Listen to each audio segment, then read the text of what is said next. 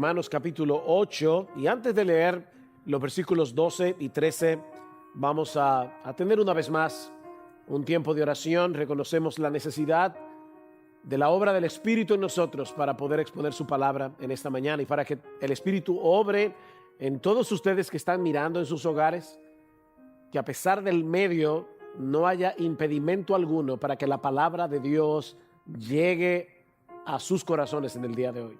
Vamos a orar. Padre nuestro, de nuevo, Señor, nosotros venimos delante de ti.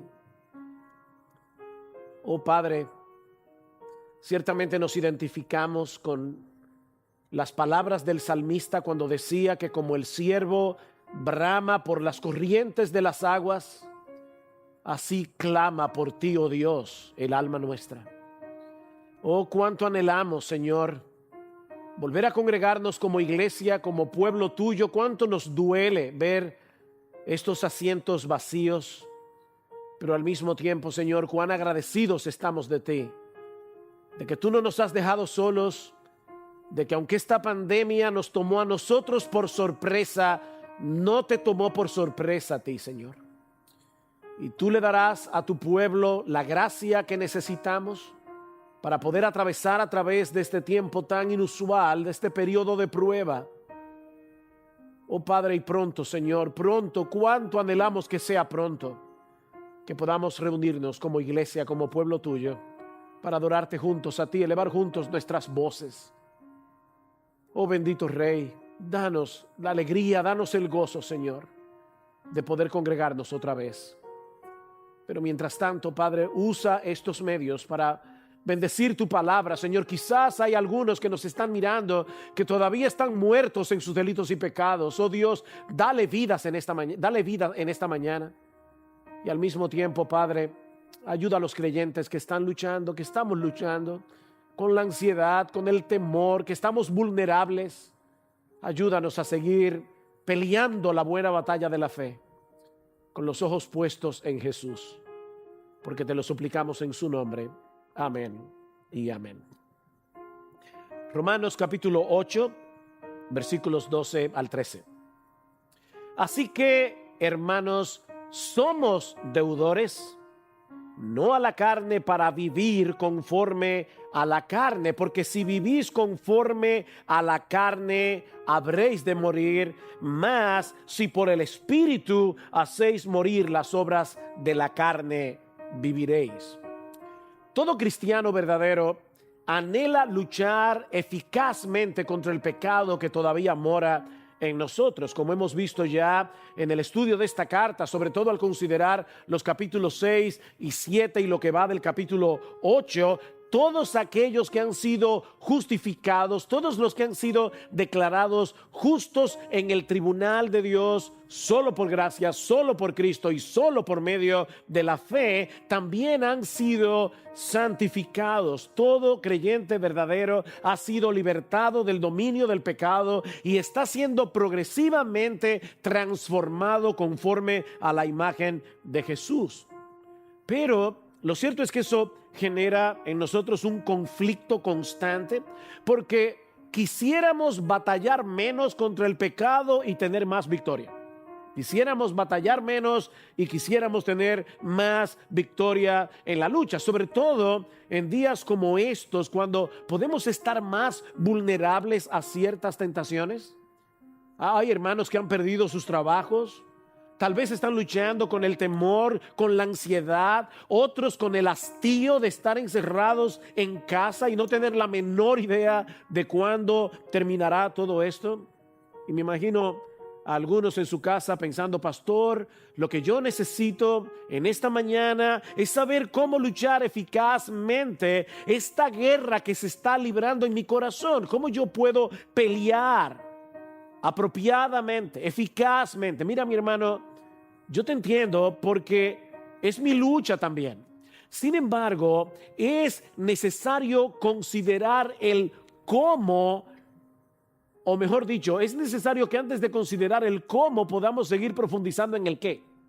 Y lo que quiero decir, en otras palabras, es que antes de saber cómo podemos luchar contra el pecado que todavía permanece en nosotros para seguir avanzando en santidad, es extremadamente importante que entendamos cada vez mejor nuestra nueva identidad en Cristo. Y eso es precisamente lo que hace Pablo en su carta a los romanos. Si tú lees con cuidado los primeros 11 capítulos de la carta, que por todos suman unos 315 versículos, te vas a dar cuenta que solo hay allí 6 imperativos, 6 exhortaciones en los primeros 11 capítulos de la carta. Es decir, 309 versículos dedicados a explicarnos el cómo, dedicados a explicarnos nuestra nueva identidad en Cristo. Y solo 6 versículos dándonos exhortaciones acerca de cómo debemos vivir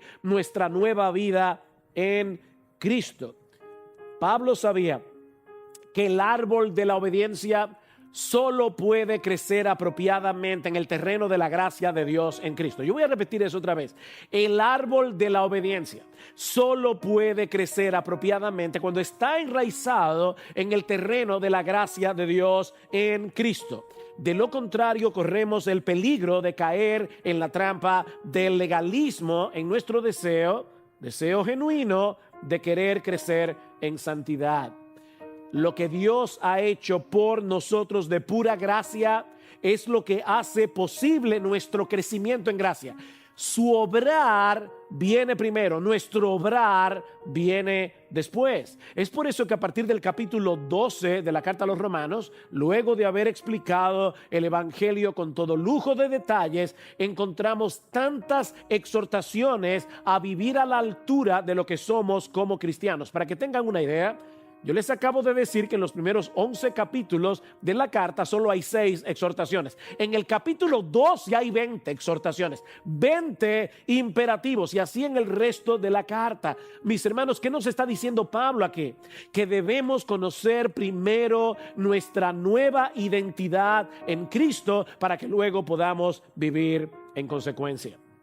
La semana pasada veíamos que todos los cristianos, óyeme bien, todos los cristianos, sin excepción, somos espirituales. No importa si tienen 5 meses en la fe o si tienen 20 años en la fe, todo verdadero cristiano es espiritual en el sentido de que todos hemos sido regenerados por el Espíritu Santo y en todos nosotros ahora mora, ahora habita el Espíritu Santo. Todos los cristianos son templo del Espíritu de Dios, de manera que tenemos nuevos recursos, tenemos nuevas motivaciones que antes no teníamos para obedecer a Dios y seguir creciendo en santidad.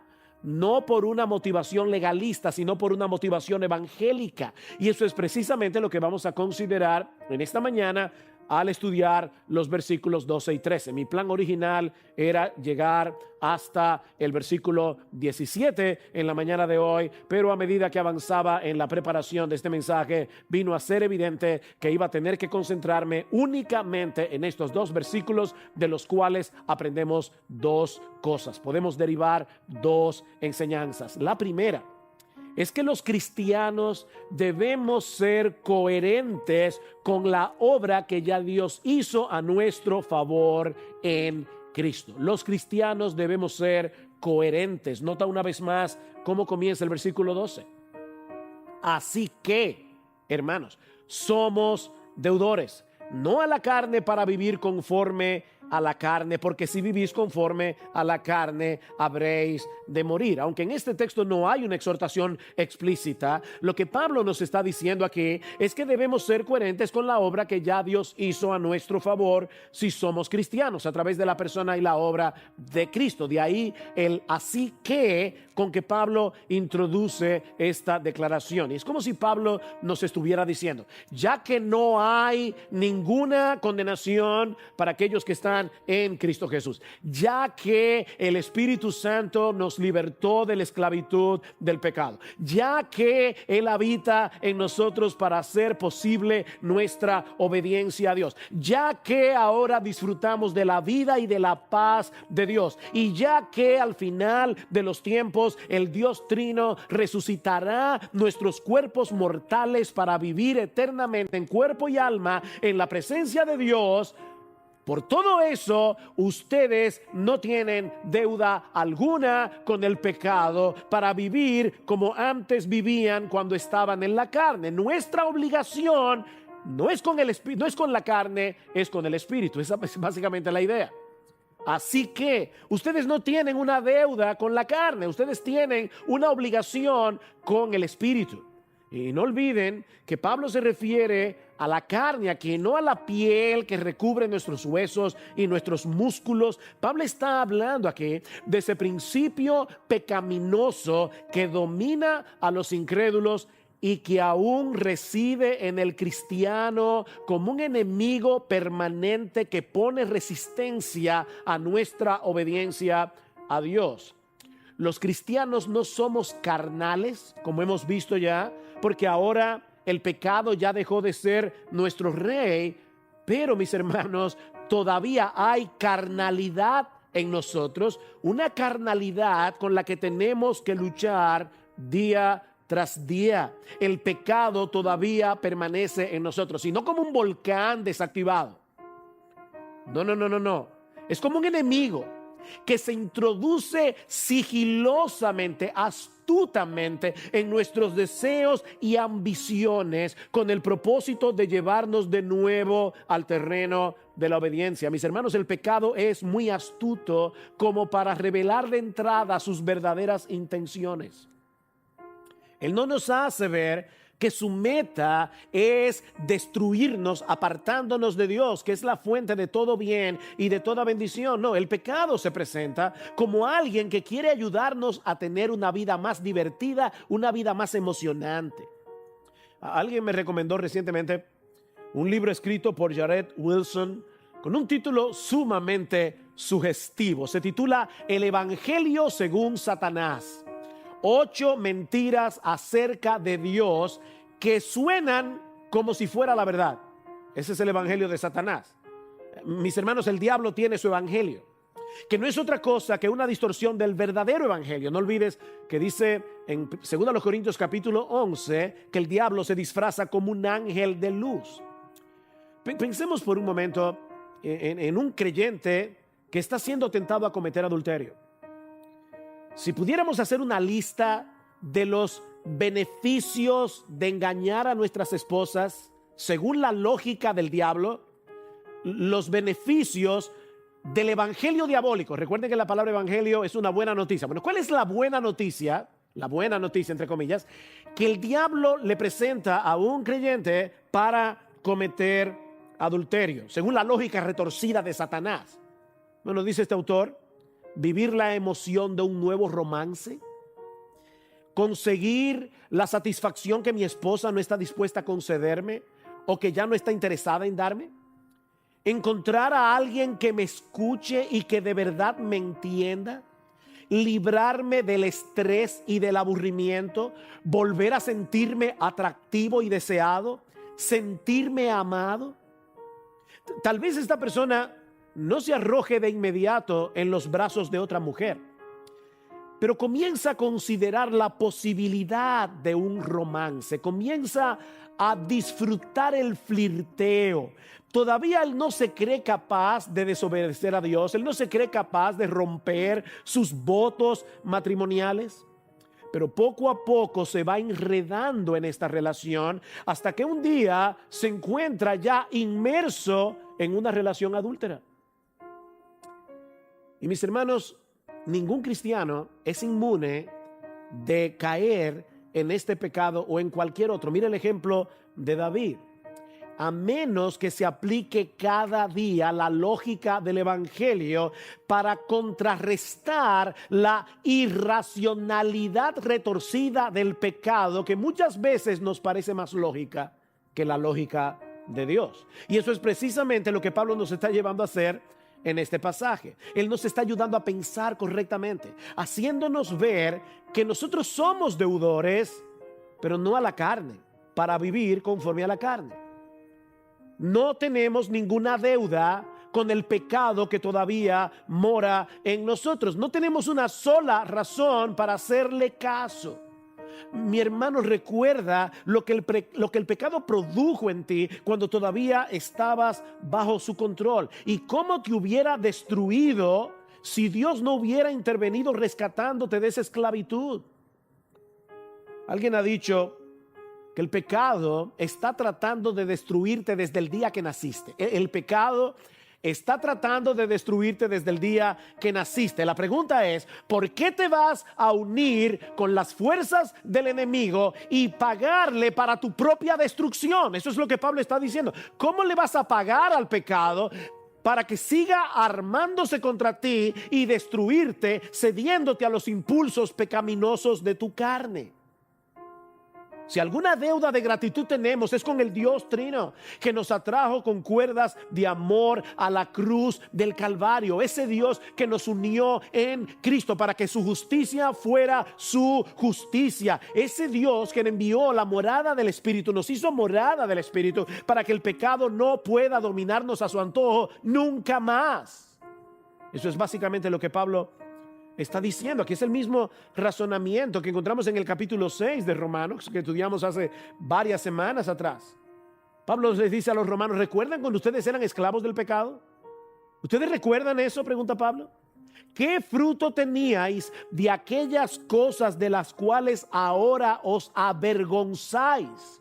Porque el fin de ellas es muerte, dice Pablo. Mas ahora que habéis sido libertados del pecado, ya fuisteis libertados del pecado y hechos siervos de Dios, escuchen bien, tenéis por vuestro fruto la santificación y como fin la vida eterna. ¿Cuál es la meta del pecado? Destruirte. ¿Cuál es la meta de Dios? Darte vida. Porque la paga del pecado es muerte, dice Pablo, mas la dádiva de Dios es vida eterna en Cristo Jesús, Señor nuestro. Debemos ser coherentes con la obra que ya Dios hizo a nuestro favor, si somos cristianos, a través de la persona y de la obra de nuestro bendito Señor y Salvador Jesucristo. En vez de darnos el miserable salario que merecíamos por nuestros pecados, el Señor nos regaló, es una dádiva de Dios, la vida eterna a través de la muerte de su Hijo. Consecuentemente, dice Pablo, ahora tenemos como fruto la santificación y como fin la vida eterna. Esa es la lógica del Evangelio. Y eso nos lleva a nuestro segundo encabezado. Ya que Dios nos salvó para santificarnos y para darnos vida en abundancia, vida en Cristo, el verdadero creyente puede y debe hacer morir las obras de la carne en dependencia del Espíritu Santo. Vean el texto una vez más. Así que, hermanos, somos deudores, no a la carne para vivir conforme a la carne, porque si vivís conforme a la carne habréis de morir. Pero si por el Espíritu hacéis morir las obras de la carne, viviréis. Lamentablemente, algunos leen este versículo como si Pablo estuviera diciendo que un verdadero cristiano pudiera perder su salvación si comienza a vivir conforme a la carne, porque Pablo dice: si vivís conforme a la carne habréis de morir. Pero mis hermanos, eso es totalmente contrario a la enseñanza del resto de las Escrituras. La salvación es por gracia, no es por obras. Y es una salvación segura porque depende de la justicia de Cristo, que es imputada o puesta en nuestra cuenta por medio de la fe. Si la salvación se pierde, entonces a final de cuentas tú tienes que conservarla por tus obras. Entonces la salvación no es por gracia, la salvación es por obras. En el mismo texto que leímos hace un momento en el capítulo 6 de Romanos, Pablo nos dice que la muerte es la paga del pecado. Eso es lo que tú y yo merecimos. Pero la vida eterna no es meritoria. La vida eterna es una dádiva de Dios, dice Pablo, un regalo que Él nos otorga de pura gracia, gratuitamente en Cristo. Sin embargo, si una persona vive controlada por su carne, siguiendo sin freno los deseos y ambiciones de su naturaleza pecaminosa, que no es otra cosa que un deseo de buscar gloria para nosotros y hacer nuestra voluntad, se está engañando a sí misma si cree que es cristiana y va camino al cielo. Eso es lo que Pablo está diciendo. Pero si por medio del Espíritu estás haciendo morir las obras de la carne, estás luchando contra el pecado que todavía permanece en ti, porque deseas agradar a Dios por medio de tu obediencia, por gratitud, por todo lo que Él ha hecho por ti a través de nuestro bendito Señor y Salvador Jesucristo. Eso es un síntoma inequívoco de que estás espiritualmente vivo. John Stott, el comentarista, lo pone de esta manera: hay un estilo de vida que lleva a la muerte y hay un tipo de muerte que lleva a la vida. Hay un estilo de vida que lleva a la muerte eterna y hay un tipo de muerte, mortificar, darle muerte al pecado, que lleva a la vida. El cristiano, como dice Pablo en Romanos capítulo 6, versículo 11, es alguien que ha muerto al pecado, pero que está vivo para Dios.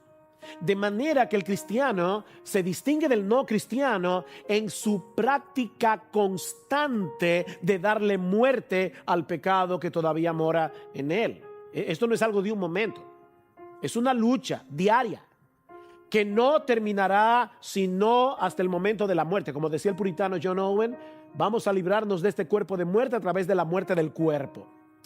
Y es interesante notar la manera como el apóstol Pablo plantea esto aquí en el versículo 13. Porque por un lado, Pablo nos dice que tú y yo somos responsables de darle muerte al pecado. Esa es nuestra responsabilidad, darle muerte al pecado. Que no es otra cosa que repudiar el pecado, resistir al pecado con todas las fuerzas de nuestro ser desde el mismo momento en que percibimos su intención de seducirnos. Eso es algo que nadie hará por nosotros. Somos tú y yo los que debemos darle muerte al pecado. Noten que Pablo no dice, deja que el Espíritu le dé muerte al pecado. No, lo que él dice es, dale muerte al pecado. Nosotros somos responsables de hacer eso. Tú y yo somos los verdugos que debemos llevar al pecado, al pabellón de fusilamiento. Eso debemos hacerlo tú y yo. Escucha la advertencia de Jesús en Mateo capítulo 5. Si tu ojo derecho te es ocasión de caer, sácatelo. No espera que te lo saquen. Sácatelo y échalo de ti. Pues mejor te es que se pierda uno de tus miembros y no que todo tu cuerpo sea echado en el infierno. ¿Ven la conexión? Si vivís conforme al pecado, moriréis. Eso es exactamente lo que Jesús está diciendo aquí. Si tu mano derecha te es ocasión de caer, córtala y échala de ti. Y no es algo físico. Él está hablando de la resistencia al pecado. Pues mejor es que se pierda uno de tus miembros y no que todo tu cuerpo sea echado en el infierno. Pablo dice en Colosenses capítulo 3, versículo 5, después de haber dicho que nosotros hemos muerto y que nuestra vida está escondida con Cristo en Dios, dice, haced pues morir. ¿Quién? Tú y yo.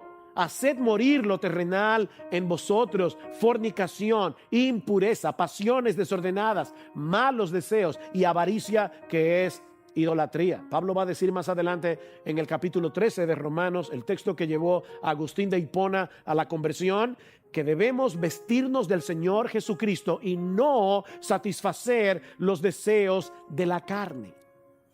Mi hermano, mi hermana, todo lo que se opone a buscar la gloria de Dios, todo lo que se opone a obedecer los mandamientos de Dios, son deseos de la carne y por lo tanto no deben ser satisfechos. Es exactamente lo mismo que dice el apóstol Pedro en su primera carta, primera de Pedro capítulo 2, versículo 11. Amados, yo os ruego como extranjeros y peregrinos que os abstengáis de los deseos carnales que batallan contra el alma. Eso es algo que debemos hacer tú y yo.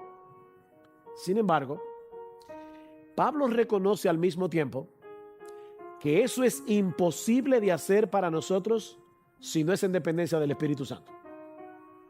Tú y yo tenemos una responsabilidad que de antemano sabemos que no vamos a poder cumplir si no es en dependencia del Espíritu de Dios, porque si vivís conforme a la carne, moriréis o habréis de morir. Pero si por el Espíritu hacéis morir las obras de la carne, viviréis. Es por la obra regeneradora y santificadora del Espíritu que fuimos libertados del poder del pecado. Y es por la obra del Espíritu en nosotros que podemos darle muerte. Otra vez cito aquí John Stott. Solo el Espíritu Santo puede proporcionar el deseo, la determinación y la disciplina necesaria para rechazar el pecado. Solo el Espíritu Santo puede darnos el deseo, la determinación y la disciplina para rechazar el pecado. Ahora bien, ¿cómo funciona esto en la práctica? En otras palabras, ¿cómo puede el creyente ser responsable en darle muerte al pecado, pero en el poder del Espíritu Santo? ¿Cómo funciona eso? Esa sinergia entre mi responsabilidad y el Espíritu, que aparecen en casi toda la Biblia. Ocupaos en vuestra salvación con temor y temblor, porque Dios es el que en vosotros produce así el querer como el hacer por su buena voluntad. ¿Quién es el que se ocupa en su salvación? Tú y yo. ¿Por qué podemos hacerlo? Porque Dios produce el querer como el hacer por su buena voluntad. Bueno, ¿cómo funciona esto? Bueno, en primer lugar, reconociendo ambas realidades en nuestras vidas si somos cristianos, la presencia del pecado y la presencia del Espíritu. Reconoce eso, ambas realidades. La razón por la que Pablo nos exhorta a hacer morir las obras de la carne es porque él reconoce la realidad de la presencia del pecado en nuestra vida. Mi hermano, nunca, y perdona que lo repito otra vez, nunca llegará el momento en tu vida cristiana en que puedas bajar la guardia en esta guerra. Nunca vas a llegar a tal grado de madurez en tu vida cristiana que el pecado ya no va a ser un problema para ti. Otra vez cito aquí a John Owen, que habló de este tema tan ampliamente y tan sabiamente, un ministro puritano del siglo XVII. John Owen decía, escuchen esto con cuidado: el pecado nunca está menos quieto que cuando parece estar más quieto. Voy a repetir eso. El pecado nunca está menos quieto que cuando parece estar más quieto. Y sus aguas son más profundas cuando parecen más mansas. Lo que él está tratando de advertir es que el creyente que se siente satisfecho con su vida espiritual, que no está percibiendo la guerra del pecado contra él, está en peligro. Está en peligro. No está consciente de la maldad que hay en su propio corazón. Y va a terminar bajando la guardia tarde o temprano en su lucha contra el pecado. Así que, mi hermano, nunca olvides que el pecado continúa residiendo en ti. Pero tampoco olvides que el Espíritu Santo ha venido a ser morada en ti si eres cristiano. En el versículo 9 que estudiamos la semana pasada, Pablo dice claramente: si alguno no tiene el Espíritu de Cristo, el tal no es de él. Y en ese sentido estaba pensando que nosotros debemos darle gracias al Señor. Esto que voy a decir es muy profundo, yo espero que estén despiertos, pero debemos darle gracias al Señor de que los versículos 12 y 13 de Romanos 8 están después de los versículos 1 al 11. Es profundo, ¿verdad? Lo que quiero decir, mis hermanos, es que necesitamos ampararnos en las grandes verdades de los primeros 11 versículos de Romanos 8 antes de llegar a Romanos 12 y 13. De lo contrario, vamos a ser vencidos antes de comenzar a pelear esta guerra. Pero en segundo lugar, darle muerte al pecado en dependencia del Espíritu Santo significa llevarnos o llenarnos de la palabra que el Espíritu inspiró. Darle muerte al pecado por el Espíritu es llenarnos y ser guiados por la palabra que el Espíritu inspiró. Nota una vez más el versículo 5 que estudiamos la semana pasada. Pablo dice: porque los que viven conforme a la carne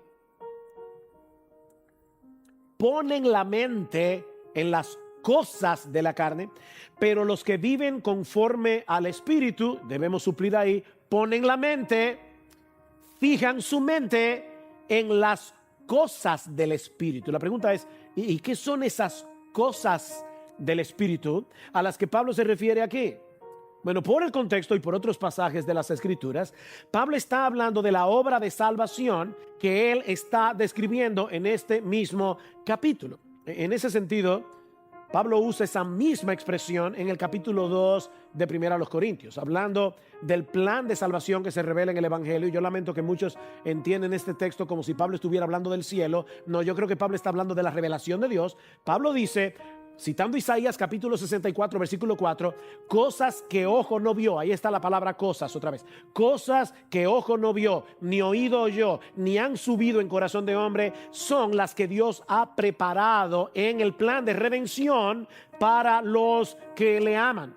Pero Dios nos las reveló a nosotros por su Espíritu. Aquí está la revelación, porque el Espíritu todo lo escudriña aún lo profundo de Dios. Y más adelante en el versículo 14, y aquí sí claramente hablando de la revelación de Dios, Pablo dice que el hombre natural, escuchen esta frase, no percibe las cosas que son del Espíritu.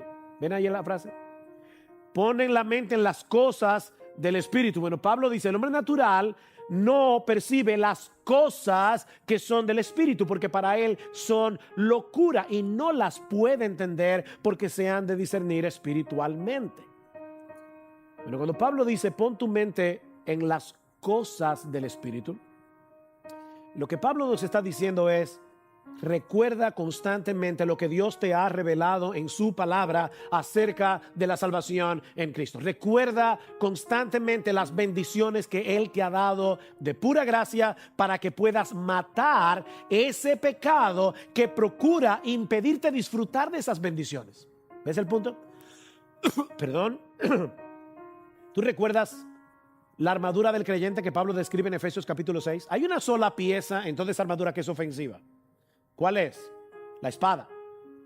Dice Pablo, sobre todas las cosas tomad el yelmo de la salvación, protégete la cabeza con el yelmo de la salvación y toma la espada del Espíritu, que es la palabra de Dios. Esa es la única parte ofensiva de la armadura que precisamente se usa para matar.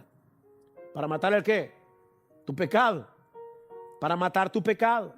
De manera que si tú quieres matar el pecado que mora en ti en dependencia del Espíritu Santo, debes usar la espada del Espíritu, que es la palabra de Dios. ¿Sabes por qué? Porque solo la palabra puede penetrar en los rincones más oscuros de nuestras almas para desenmascarar el pecado que se esconde detrás de nuestras ambiciones, detrás de nuestros deseos, detrás de nuestras aspiraciones. Sin el espejo de la palabra de Dios, sin la luz de la palabra de Dios, no vas a poder meterte en los escondrijos de tu alma y el pecado seguirá oculto. ¿Cómo vas a poder matar un enemigo que no ves? Dice el autor de la carta a los Hebreos que la palabra de Dios es viva y eficaz. ¿Y qué hace la palabra? Es más cortante que toda espada de dos filos y penetra hasta partir el alma y el espíritu, las coyunturas y los tuétanos. Y ahora escucha esta frase: y discierne los pensamientos y las intenciones del corazón. Nosotros tenemos una terrible tendencia a engañarnos a nosotros mismos, pero la palabra de Dios descubre, pone al descubierto las intenciones del corazón. Solo la Biblia puede hacer eso. Así que debes dejar que esa palabra viva te escudriñe. Debes dejar que esa palabra viva revele tu pecado. Pero al mismo tiempo, debes apropiarte por la fe de esa palabra inspirada por el Espíritu para poder vencer al pecado en dependencia del Espíritu. Mira, mi hermano, no trates de matar la carne en la carne. Déjame repetir eso de nuevo. No cometas el error, y se puede hacer eso, tratar de matar la carne en la carne. Alguien lo puso de esta manera: no trates de luchar con el pecado predicándote mini sermones de la ley, que es lo que hacen muchos creyentes.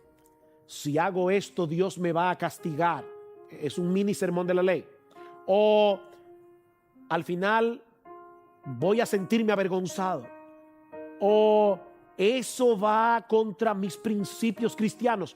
O no voy a soportarme después verme al espejo. Mini sermones de la ley. Mis hermanos, ese era el problema de los Gálatas. El problema de los Gálatas, que estaban haciendo caso, estaban haciendo oído a falsos maestros que querían hacerles creer que ahora debían depender de la ley para crecer en santidad. Y escuchen cómo Pablo los amonesta. Oh Gálatas insensatos. Y como citaba hace mucho en un sermón anterior, de una paráfrasis de alguien que decía: oh, mis queridos imbéciles de Galacia. Básicamente lo que Pablo está diciendo. ¿Quién nos fascinó? Y la palabra ahí es embrujar.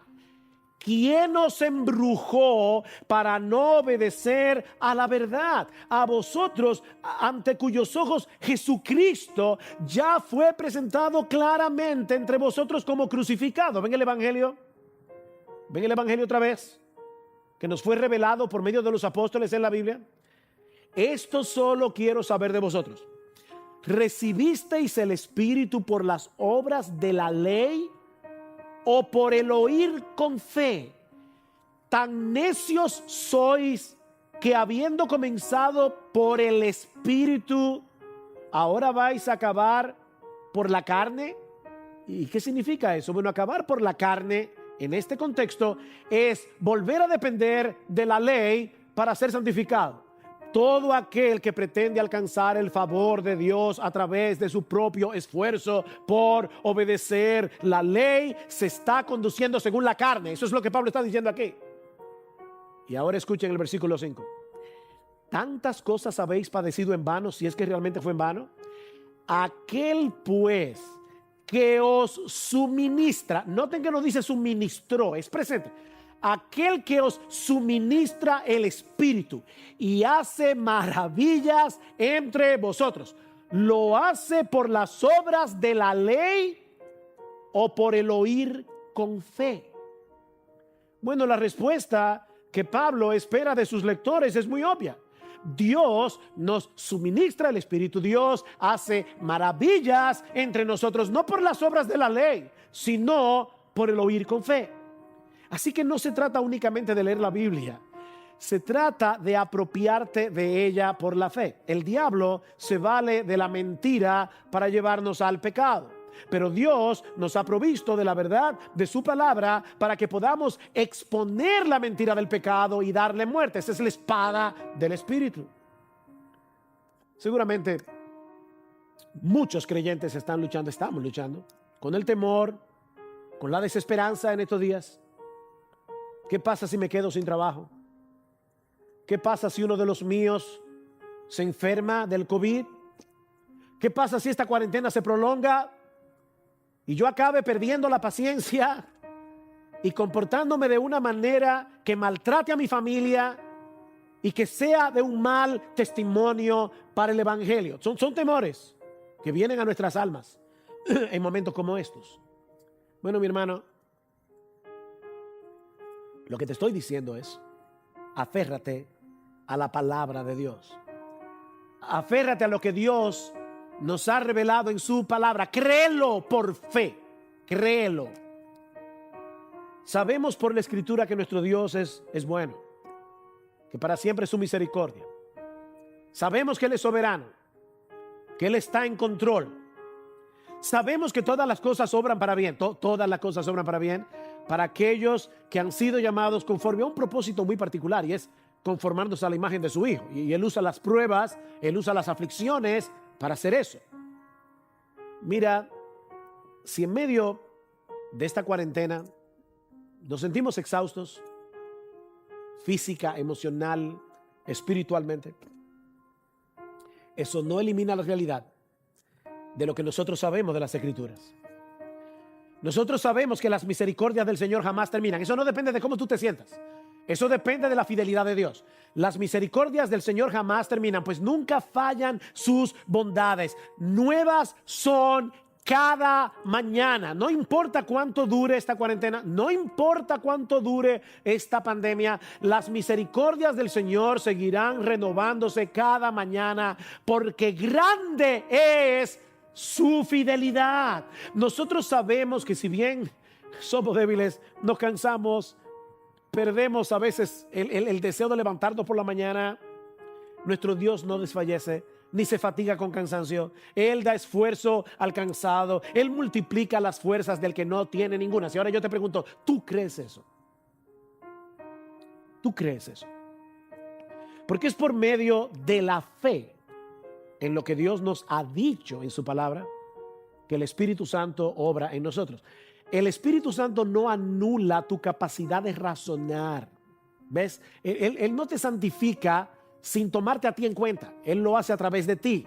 Y lo que Pablo está diciendo es, deja que el Espíritu de Dios obre en tu vida, confiando tú, no en tus sentimientos, no en las circunstancias, sino confiando en su palabra. Es como un bote.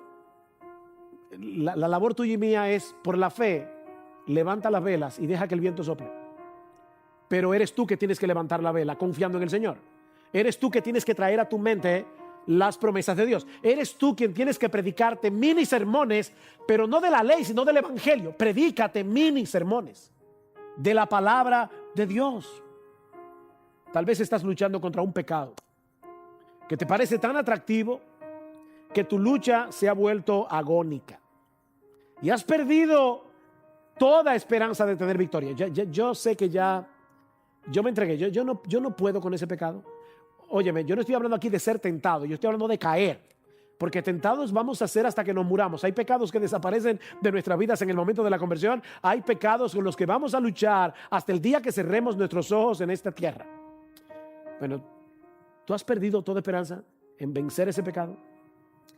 Bueno, mira una vez más lo que Dios te ha concedido en Cristo.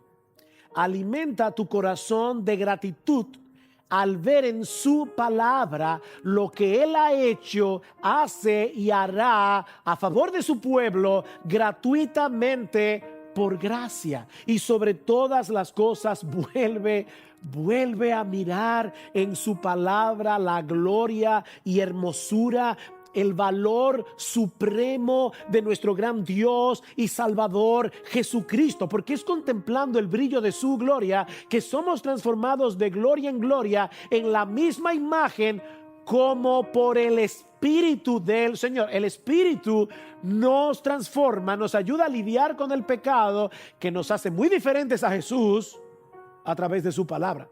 ¿Qué dice Cristo en Juan capítulo 14? Él me glorificará. Yo voy a enviar al Espíritu, Él me glorificará. La labor del Espíritu al inspirar este libro es glorificar a Jesús, de principio a fin, desde Génesis hasta Apocalipsis. ¿Para qué? Para que contemplando el brillo de su gloria en este libro inspirado por el Espíritu, nosotros seamos transformados de gloria en gloria en la misma imagen como por el Espíritu del Señor. Solo podemos pelear esta batalla en el poder del Espíritu Santo. Y eso no es otra cosa que descansar por fe en lo que Él nos ha revelado en su palabra. ¿Te sientes agotado? ¿Exhausto? Ya no puedes más. Pero déjame contarte una historia. Y con esta historia concluyo. Es la historia del paralítico en el estanque de Betesda. Juan capítulo 5. Llevaba 38 años en esa condición. Y Cristo viene y le pregunta, ¿tú quieres ser sano? Esa es una pregunta extraña. Si alguien hubiera estado ahí diría, pero claro que quiere ser sano. Pero Cristo sabía, y esto es una especulación mía, lo admito, pero creo que es una especulación que tiene cierta base por el texto, que este hombre no solo sufría parálisis en sus pies, sino también en su voluntad. Él no solo estaba paralizado de sus pies, estaba paralizado en su voluntad. ¿Tú quieres ser sano? Después de 38 años en esa condición, probablemente este hombre habría perdido toda esperanza. Pero entonces Cristo le dice, y aquí viene la parte fantástica de esta historia: levántate, toma tu camilla y anda. Por supuesto, lo que Jesús le está pidiendo era imposible. Él no podía hacer eso. Él no tenía la capacidad de hacer lo que Jesús le está mandando a hacer. Como tú y yo no tenemos capacidad en nuestras propias fuerzas de luchar contra el pecado. Pero aún así, él decidió levantarse confiando en las palabras de Jesús. ¿Y sabes qué pasó? Quedó completamente sano de su parálisis. Mi hermano, ¿tú quieres matar el pecado que mora en ti? ¿Tú quieres matar el pecado? Porque de no ser así, tú no eres cristiano y vas camino al infierno. Eso es lo que Pablo dice aquí. Si vivís conforme a la carne, habréis de morir. Y está hablando de la muerte eterna en el infierno. Si tú no quieres matar el pecado, si tú quieres seguir regodeándote en tu pecado, si tú amas tu pecado más de lo que amas a Dios, no te engañes a ti mismo. Tú no eres cristiano. Tú no eres cristiano. Tú necesitas venir a Cristo en arrepentimiento y fe, confiando únicamente en Él, confiando únicamente en su obra de redención para el perdón de sus pecados y para obtener de pura gracia el don de la vida eterna en Cristo. Pero si tú eres cristiano, si en el fondo de tu corazón tú anhelas agradar a Dios, es una guerra, es una lucha, tú anhelas agradar a Dios por medio de tu obediencia, movido por la gratitud de su obra en Cristo, mi hermano, levántate en el poder del Espíritu Santo, confiando en su palabra, y dale muerte al pecado que mora en ti. Resista al pecado que mora en ti.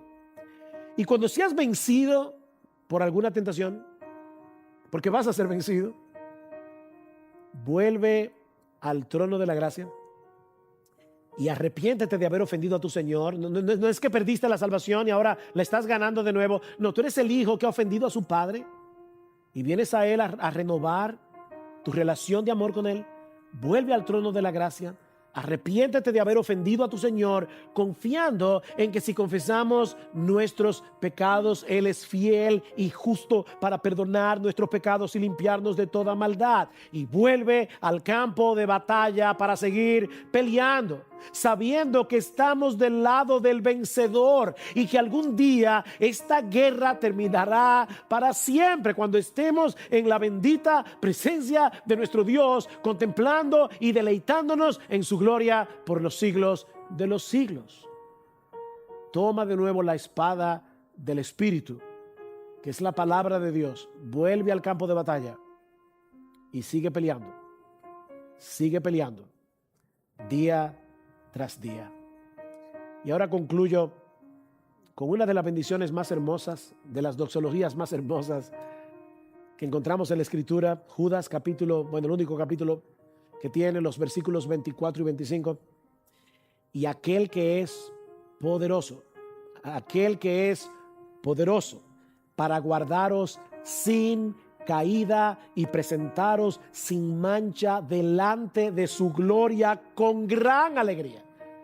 Al único y sabio Dios, nuestro Salvador, sea gloria y majestad, imperio y potencia, ahora y por los siglos de los siglos. Amén.